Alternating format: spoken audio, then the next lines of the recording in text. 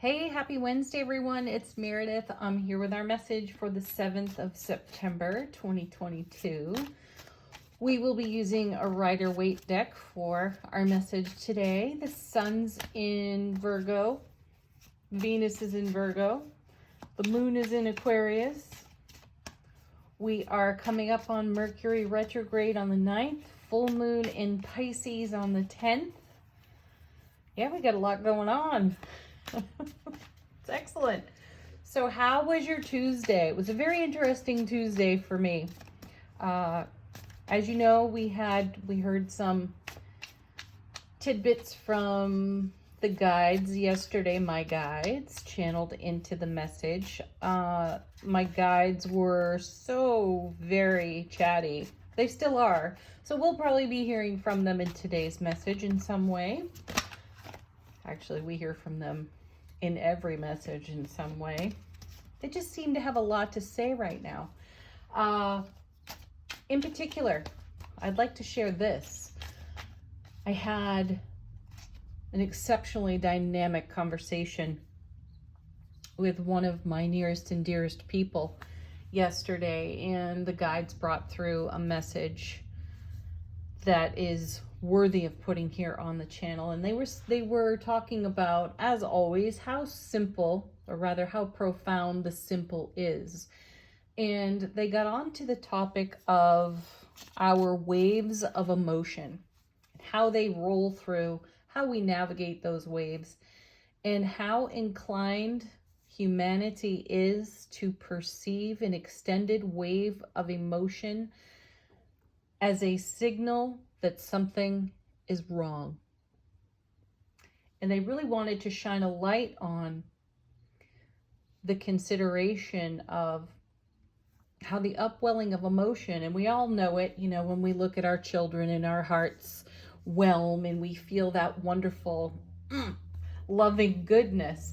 The guides were indicating that when that feeling is sustained for whatever period of so-called time,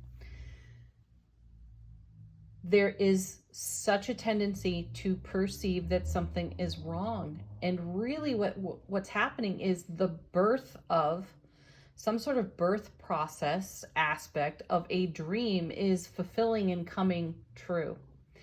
So, and this is why I'm sharing it, because our card readings have been full with the messages of manifestation, divine delivery system, our solid, wonderful foundation, living in happiness, living in joy. And this is all mixed with, intermingled with great waves of emotion. I am not immune to this. This has happened to me quite a lot in recent weeks. I've had sustained deep emotional waves rolling through, and I've done it myself. You know, not being able to necessarily identify what is in that wave has engaged or triggered me to wonder if something is not quite right. This is common for people who are empathic as well. And sometimes the ability to discern what is yours, what is not yours. Someone very dear recently shared with me the way they identify, you know, the empathic wave is, do you feel it in your body or do you feel it outside of your body? If you're feeling it outside of your body, it's likely not yours. Very helpful. Again, simple and profound. And the guides I channel are behind that message 100%. In addition to wanting to shine light on how deep our emotional waves are at this time, or in these now moments, as we experience all these retrograde planets. We're having a lot of hindsight, revelation, reflection, and many things are being reconsidered during this retrograde season. And mixed with that is everything near and dear to our hearts blossoming. So the guides are saying to embrace the harvest and understand that the waves of emotion that are rolling through need not be labeled, need not necessarily be identified, though We are wise to embrace the wave, no matter its length, no matter its depth, and see it as a birthing process for our dreams coming true. So there you have it. So we're doing another live shuffle today, as we did with Bonefire yesterday, because that was just a whole lot of fun. We are using, again, Rider-Waite, tuning into the energy atmosphere. First card falling out of the deck. Ten of Swords. Hey, there's fulfillment right there. Self-mastery even. You know, this is one of the tens that people frown upon because how pleasant are 10 swords in your back pinning you to the ground, right? It's a counterintuitive artistic demonstration of what's really going on there. And what happens here is that the master rises from this. It's called the Fallen Master card, though there's this horizon. You can see the darkness here, you can see the light here, and the master gets up and walks on, having experienced the Ace of Swords. Did I say wands? I'm not sure. The Ace of Swords 10 times over. So we have all this brilliant clarity, all of this everlasting strength to move with, to flow with in a masterful way. Wow, the next card, I love this. Peeking out of the deck, Death card. What better to have right next to the 10 of Swords? And while this one has not fallen out, I'm being guided to pull it. Wheel of Fortune. This is what the guides are on about in these recent moments. This is the divine delivery system, which takes transformation in the way that we think, feel, express, speak over our lives. What's our inner dialogue? Is it connected? Is it attached to something old? This is a question we get here a lot on the channel. The Wheel of Fortune is a card all about aligning with our destiny. And the Death card is a card of purity. Or purification. That's what this white flower is on the flag that the Death character carries. And we have a white horse. More perception of, or suggestion of, clarity, purification, positive vibes. So the Death card is seen as one of those cards that, you know, marches into a reading and brings gloom and doom. Not even close. It's so far away from the core of this card. This is a simultaneous ending and beginning, and we have that here in the 10 of Swords as well. So we've leveled up in our spiritual journey here, because we've come to fulfillment with an aspect of the journey on the 10 of Swords. We've gone through our own experience of purification. And yesterday we were talking about remaining receptive to what is on offer to us in terms of how we communicate with the Divine All and how the Divine All delivers to us. So we are encouraged to keep our arms and our hearts wide open to receive the harvest that we have been contributing to. Let's see what comes next out of the cards. I love these messages. They're quite profound recently. What have we got? Look at that. Happiest card in tarot. Yes, this is what is coming off the Wheel of Fortune. You can see the progression in the cards. We've come to fulfillment with something in our journey. Each and every one of us, unique to us, right? We've gone through a transformation and a purification. We are riding the waves of our emotions. Pardon the background noises. I've got some loud neighbors. They're having a good time though, so that's sweet. We have the divine delivery system bringing our happiest, most joyful energies. So allow your depth to be expressed. Do not feel as though you must identify every single emotional something that rolls through your beingness. It's okay to be speechless. It's okay to not have words to share for what's going on, what's rolling through you. Allowing, acceptance. Someone said to me recently after I'd had, a bit of a challenge, they simply said, you're safe. You're safe to be right here, right now, and you. I might be ad-libbing slightly there. Well, how sweet a message is that? And I feel that the cards are pointing this out to us here, especially with this Ten of Swords and especially with the Death card. So we're leaving behind something very familiar. Sometimes we have a tendency toward clinging to that, or that we must justify whatever emotion is attached to whatever we're leaving behind because we've leveled up. The ego loves familiarity, yet we're pointed right at our fulfillment here with the Sun and the Wheel of Fortune. Let's see what comes next. By the way, 3 major arcana right there. I think I just lost one on the floor. Yes. Falling out. 4 of Swords. This card's been showing up for us quite a bit lately. And its message is grace, ease, relaxation, preparation even, because as we are in receptivity for what the Wheel of Fortune is delivering through the happiest card in tarot being the Sun, to be in a state of grace, ease, peace, relaxation makes receptivity so much easier. I don't feel that we've gone into some kind of resistance. And for anyone who is feeling some kind of resistance, allow these cards to be the message that shines a light on the simple fact that you need not do much at all except be here, be now, be in your heart space, be the love that you are, and receive the fulfillment that you have invested in. Next. Ooh. Yeah, because there's a blessing you don't see coming. And I love that about the 4 of Cups. So now we have 2 4s, super stable energy here.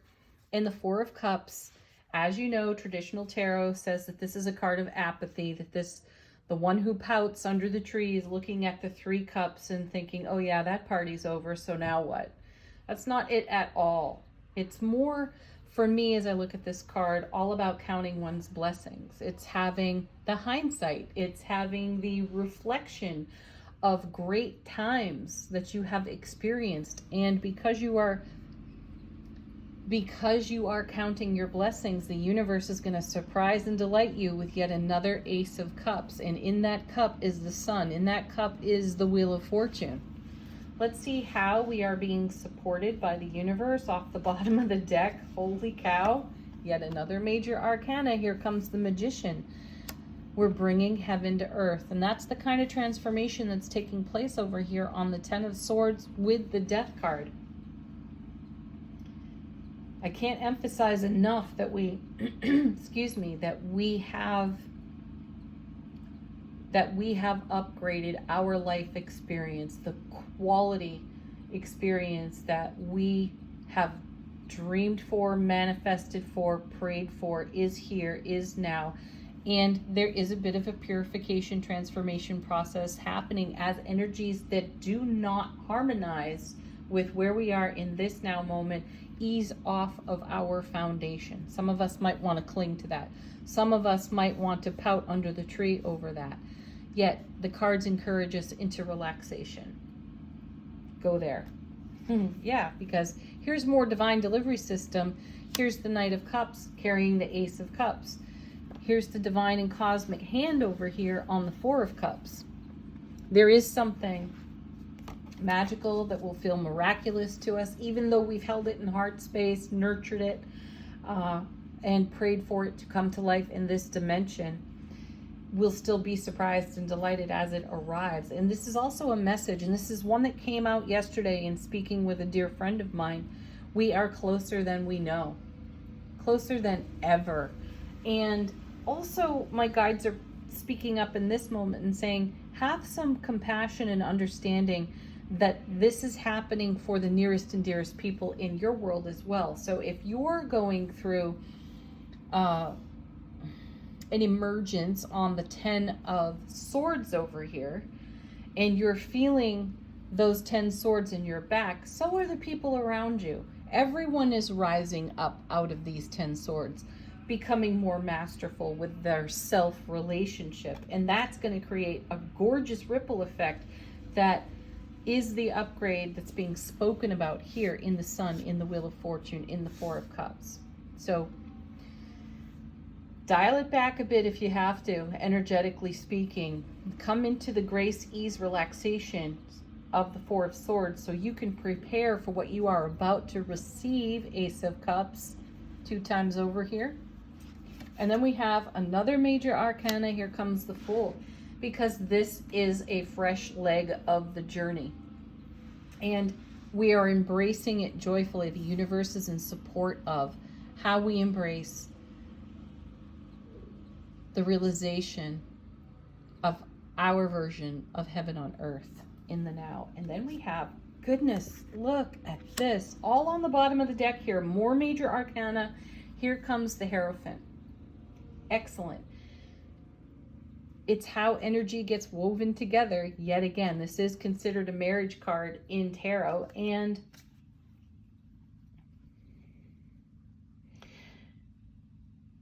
gosh, you know what I feel when I look at this card is I feel the 5 of Coins. Now this is number 5 out of the major arcana, but I actually feel the 5 of Coins here, as in we no longer leave ourselves out in the cold. And I feel that that's part of the transformation here. If it's not quality, if we're not having a quality experience in our self-relationship, we're doing something about it seamlessly. Yeah, without too much consideration, deliberation, anything like that. We just magically move into a better vibe. And then I'll stop here. Here's the World. Talk about fulfillment and reward of all our prior investment. And the sun is shining on this. The Death card is purifying this. We are in a transformative state of grace. So let's just enjoy the heck out of that. Okay, angel answers. Ask a question, get confirmation, receive a message from your guides and angels.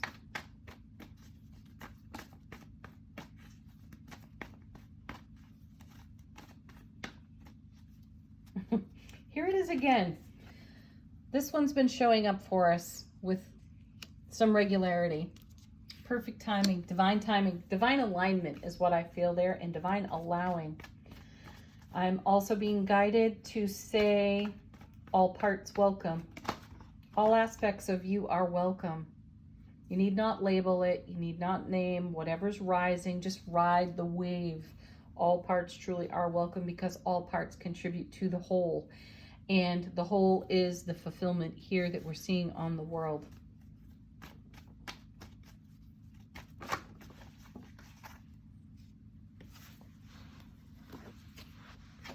Next.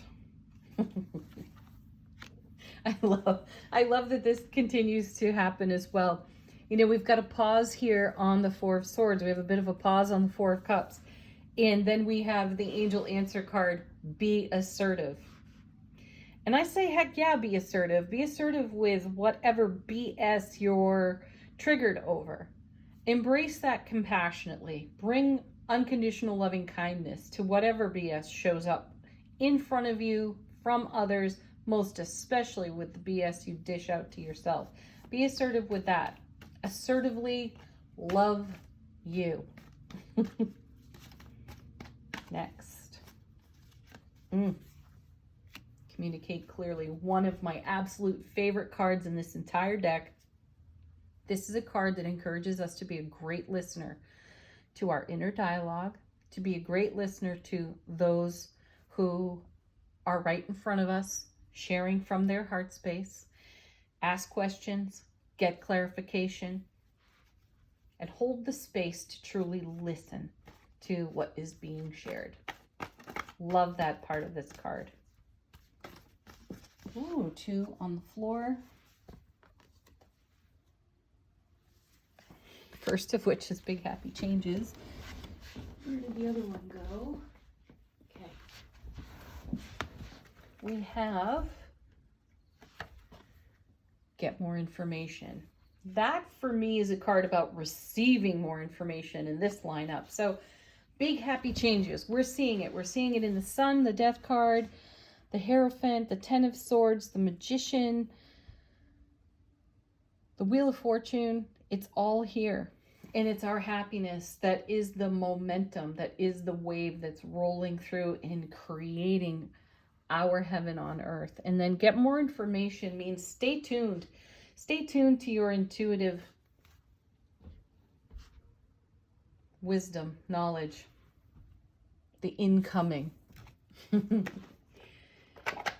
Some of you ask often, how do I know? How do I know for sure that that's my intuition? Because it repeats, and it repeats gently, kindly, and in a variety of ways. So if you're doubting it, that's your ego. Get back in your heart space and stay tuned to the repetition of messages. From the Elemental Oracle, a message from our soulful presence to our waking human consciousness, we have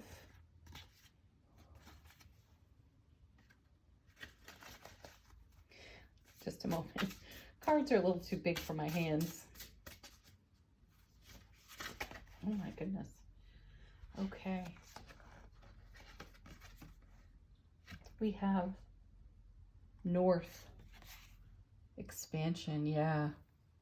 This is expansive, and it's an interesting energy atmosphere to navigate. Now we have a repeat card. We may have seen this one yesterday, but it is magic. Alchemy. Yes, there is divine alchemy at work here for us. And then we have rain.